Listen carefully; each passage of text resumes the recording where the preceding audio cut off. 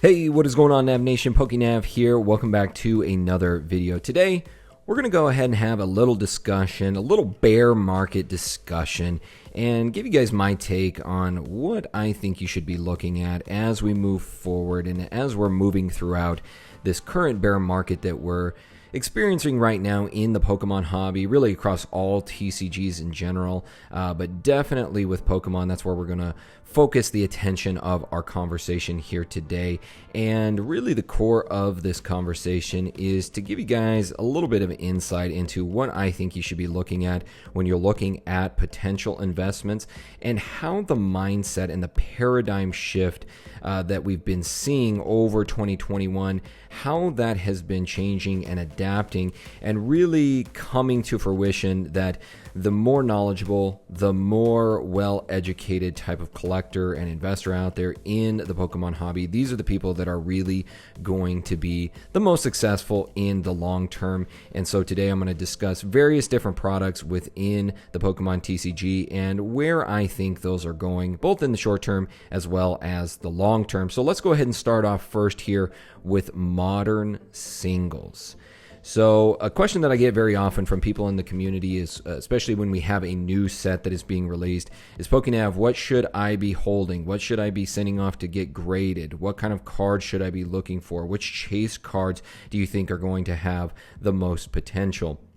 And for me personally, I really have changed my mindset a lot on modern single cards, what have you. It doesn't matter which one it is, hyper rare cards, secret rare cards, V cards, GX cards, it really doesn't matter. I am less inclined to believe anymore that these type of cards, mainline single cards from the Pokemon TCG, are really going to stand the test of time. And that's really for a couple reasons here. One, these things are printed into oblivion. We see so many of these out there that it's just a huge wave. Every single time we get a new set, huge wave of these cards coming onto the open market.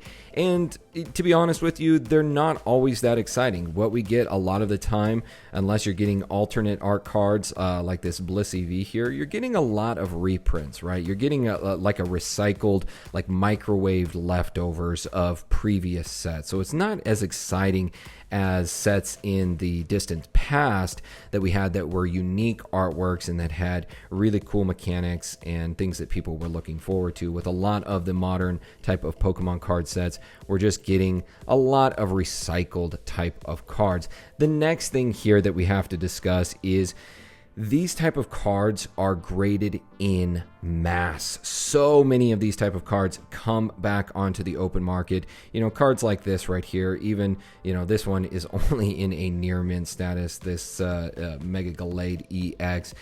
And we see these come back from places like PSA, Beckett, CGC, all of the time. And I can tell you right now, we have not seen the last of it over the course of 2020.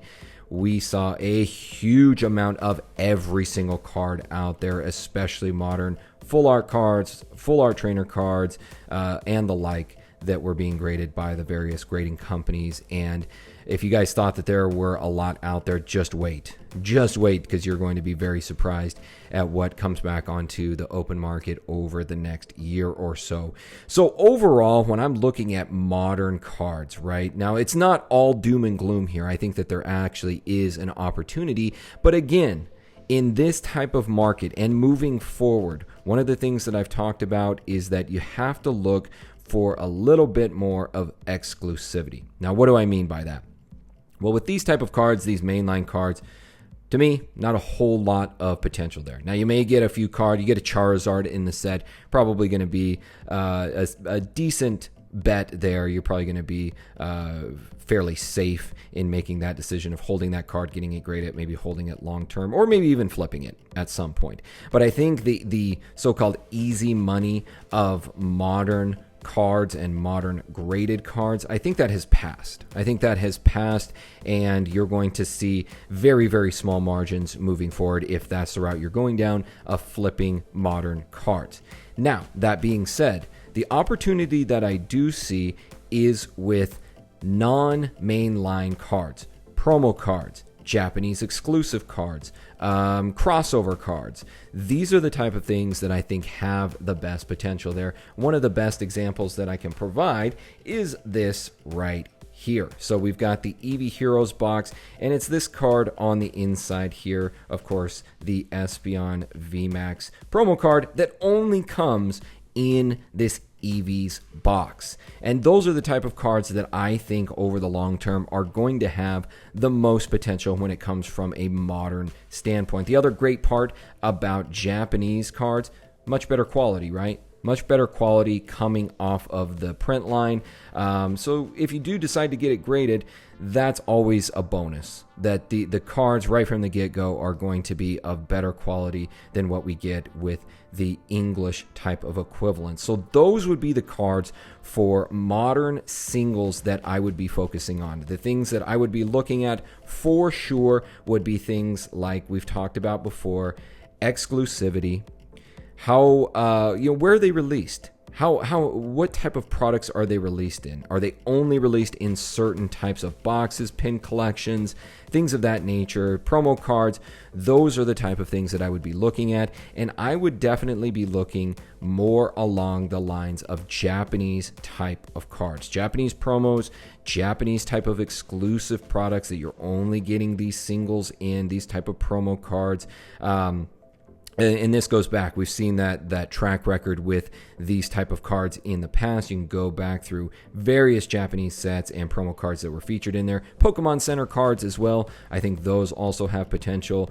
And then also when it comes to graded. These are the type of cards that I think you'll want to have graded that will probably have more long-term potential. So that is going to do it for the modern single cards. That's kind of my outlook on these.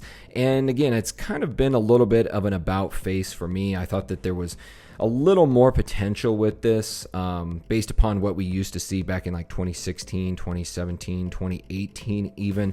But with just the inundation of a lot of these cards getting graded and just the proliferation of more and more of them being printed and just the lackluster nature of many of them out there. Now, they're not all like that. They're not all lackluster. There's some really fantastic cards that come out in mainline sets, but I just think a lot less potential is there, especially if you're trying to flip these cards. But even for long-term investing potential, I think you're much better off with going with more exclusive type of cards, especially looking into Japanese exclusive types of singles. Now, sticking on the topic of modern, we've talked about singles here. I actually think that there is a ton of opportunity when it comes to modern sealed products. So here we go. We've got a Battle Styles booster box here. You guys are probably sick and tired of seeing Battle Styles in front of your face. But I'm telling you right now, guys, one of the biggest opportunities that we have is the price drops that we're seeing with a lot of newly released modern sealed products, especially booster boxes here. This Battle Styles booster box is now sitting at an average of around $100 to $110 out on the open market. That is, unless you are a member of the PokéNav Club, you're picking these up at $89 a booster box. Now, why do I say that that's a good opportunity?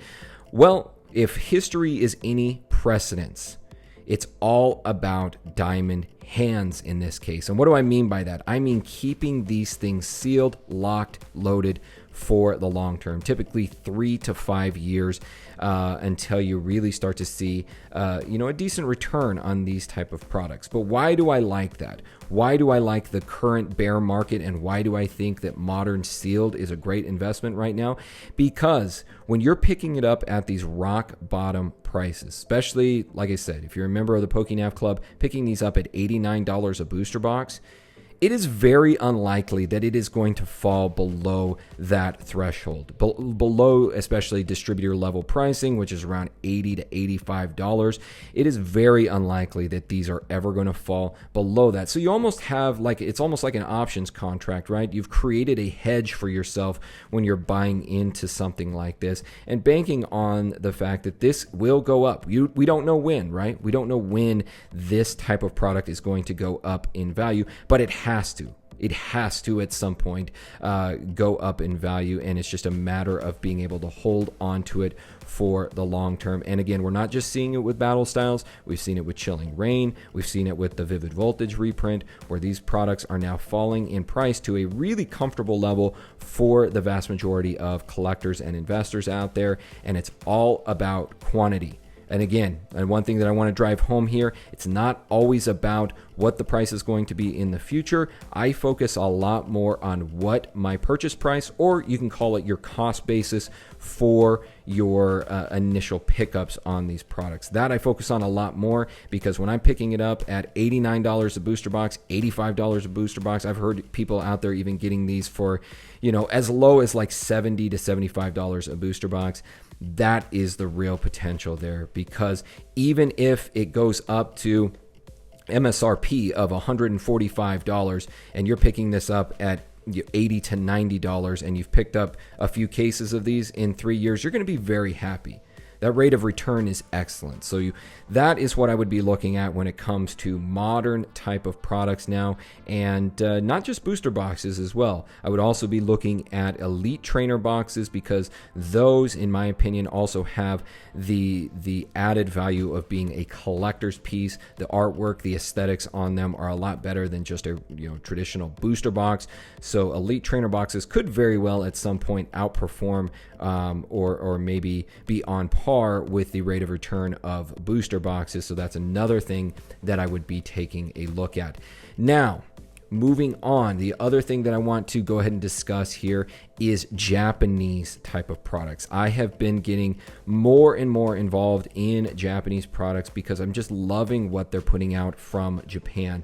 Now, the ones that we have here, you guys will recognize these. These are the Gengar and Inteleon high class decks. These also have, I believe, a 1 in 6 chance of getting the exclusive card from either of these. Again, I like sealed products in this case. I like these type of products that give you that unknown, right? That 1 in 6 chance of being able to pull a card from here. I think that's a great investment opportunity. I think that's something that collectors, investors alike will look at some point in the future and really have their eyes on, really have their sights on. But again, I would keep these type of products sealed and hold on to these for the long term. Again, your diamond hands, you're going to want to hold on to these for 3 to 5 years before you even think about cracking these open. The other one that we'll talk about here, in my opinion, one of the best sets to be released in recent memory is Eevee Heroes. In the booster box that we have here, there are so many fantastic cards from this set. Now, it is a mainline set in Japan, but that being said, there was so many fantastic chase cards in here, so many great things about this set. It really incorporated so much for the hobby, the Eevee, all of the different evolutions. And, if you're asking me, PokéNav, should I keep these sealed? Should I open them up, have them graded? Again, these are the type of things that I would recommend keeping these sealed for the long term. I still classify it in that category of modern products. And in my opinion, your best bet at this point would be to just keep these sealed, hold them for the long term, because even with Eevee Heroes, I picked this up for above what its MSRP or retail price would have been in Japan. But am I worried about that? No. I still think that the initial purchase price, my cost basis on this type of product, is still quite good for the potential that this is going to have later on down the road. Again, 3 to 5 years. So when you're looking out there, you're looking at the Japanese type of products, again, I would still put those in the similar category of something like Battle Styles and Chilling Reign. I would go ahead and keep these type of products sealed, unless maybe you're getting multiples of something like the Evolutions boxes, where you've got this exclusive card that is only in this type of product. Then in that case, it might be something worth cracking open, having a card like this graded, especially if you can get that back in a gem mint status. I think that will have pretty significant potential as we move forward. So we can't end a conversation without talking about the past and talking about things from history that really relate to what we're discussing right now. And one of the best examples is this right here. Now, you guys know me. I am the Evolutions fan, have been for quite some time. I've been touting this product really from the very beginning. And the reason that I wanted to bring it up here today is when we talk about something like this right here, this Battle Styles booster box, people used to say the same thing about Evolutions that they're saying now about something like Battle Styles. That the easy money has been made, that the set is trash, that the fall in prices is indicative of the overall set itself. And again, people used to say the same thing about Evolutions. It wasn't long ago, only early 2020, that I was picking up Evolutions booster boxes for $75 a booster box. $75 a booster box, and you guys have seen where it has gone now. And the reason I want to bring this up here today is to illustrate this example. It's not about timing the market. It's time in the market. Those type of investors, those type of people always will outperform people that try to time the market. And that's where the real opportunity lies. You never want to be totally out of the market. You want to be in at all points. And this right here is a prime example of basically staying the course and just maintaining, again, you guys will probably get sick of me saying it, but the diamond hands. Being able to hold on to these products and just weather the ups, the downs, the cycles, everything like that. Because in the end, it's that final price, right? It's that 3, 5, 6, 7 year price that you're looking at. I don't care where the market goes in the short term. Right now, you see in the drop, you saw the highs come up over 2021, and then now you see in the drop, and it'll have a high again, it'll have a drop, and you'll see that. You'll see that ebb and flow cycle. I am a lot less concerned about what happens in that middle area. I am more concerned about where I've purchased it at and where it's at in the future. Those are my focal points. And again, that's why I think something like Battle Styles, huge opportunity here, just like Evolutions was in the past. Evolutions has seen a retrace, right? It was going for over $1,000 at one point. Now it's back down to around $850. Again, I don't care about that because that doesn't concern me, because I'm still waiting. I'm still waiting on this type of product and waiting years for that to go up. And that's where you hedge your bets by purchasing these at the lows. And that's why I think it's a great opportunity right now. So that's really when it comes to booster boxes. The other thing that I want to discuss here as we go back is vintage products. We'll go ahead and start off with vintage singles. Now, these, I am almost as inclined to believe that these are going to have less of a overall value moving forward, much in the same manner that modern singles do. Now, these are just unlimited type of cards, and really the reason that I believe that, once again, is the amount of these type of cards that are going to be coming back onto the open market, and they already have come back onto the open market from places like PSA, Beckett, CGC. I think in this case, we really have to listen to the Allfather himself, SM Pratt, and follow his commandments that he gave from on high: the older, rarer, minter, better. I think that is going to be the future of cards when it comes to vintage, of what is really going to hold a long-term value, what is going to hold a strong value.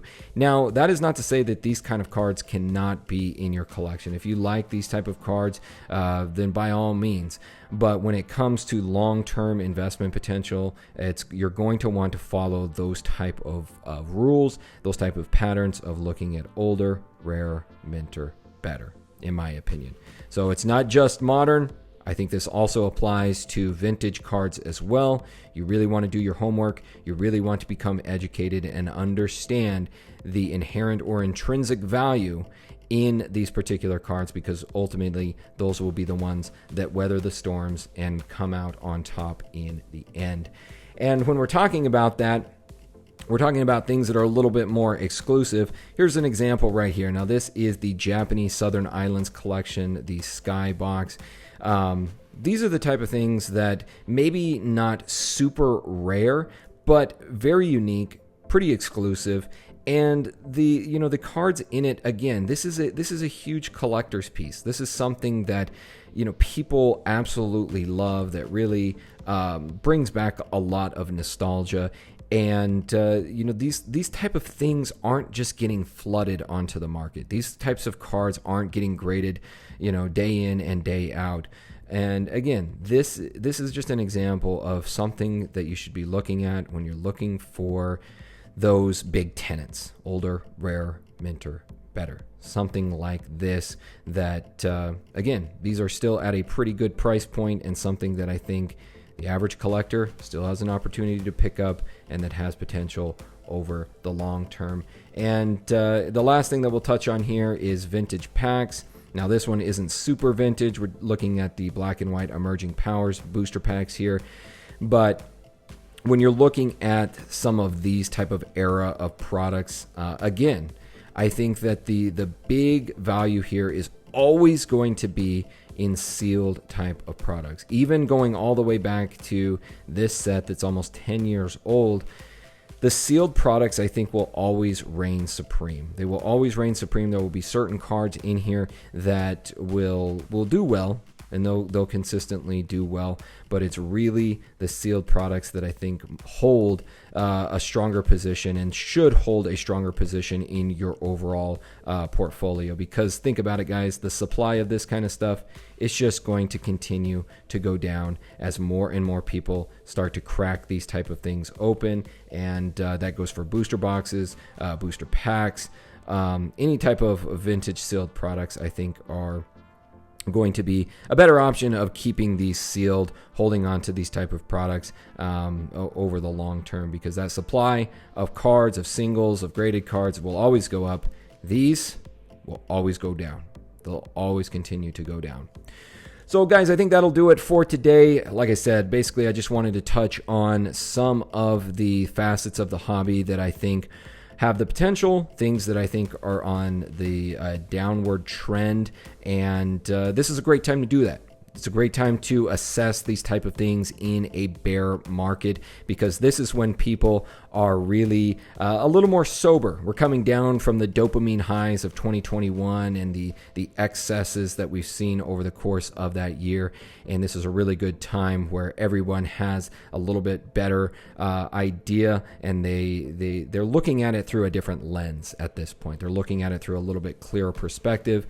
And it's just a great time to reassess and understand where you're headed moving forward, and where your investment portfolio and where your collection should probably be leaning. So other than that, guys, I will see you all next time. My name is PokéNav. I'm here to help you navigate the world of Pokemon one video at a time, and I will see you all in the next video.